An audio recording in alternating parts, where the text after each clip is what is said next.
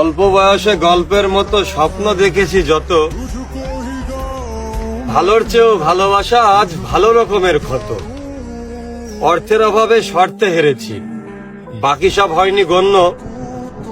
দেখো, প্রতিষ্ঠিত হওয়ার পর আর কাউকে ভালো লাগে না, কারণ ভালোবাসাটা মূলত বেকার অল্প বয়সেরই জন্য। একাকিত্ব এমন এক নীরবতা যা কান্না করেও বোঝানো যায় না, তবুও ভিতরটা ফেটে যায়। পরিবারের বিরুদ্ধে যেতে না পারলে কাউকে ভালোবাসতে যাবেন না। ভালোবাসতে গেলে পরিবারের বিরুদ্ধে যেতে হয়। পরিবার সবারই আছে, পরিবারের প্রতি সবারই ভালোবাসা আছে। তাই বলে পরিবারের জন্য একজনের লাইফটাকে ডিপ্রেশনের দিকে ঠেলে দিবেন না। ভালোবাসতে গেলে হাজার পরিস্থিতির সাথে যুদ্ধ করতে হয়, তবেই ভালোবাসা পূর্ণতা পায়। কখনো পরিবারের অজুহাত দেখিয়ে চলে যাবেন না। যদি চলে যেতে হয় তবে কখনো কাউকে ভালোবাসতে যাবেন না।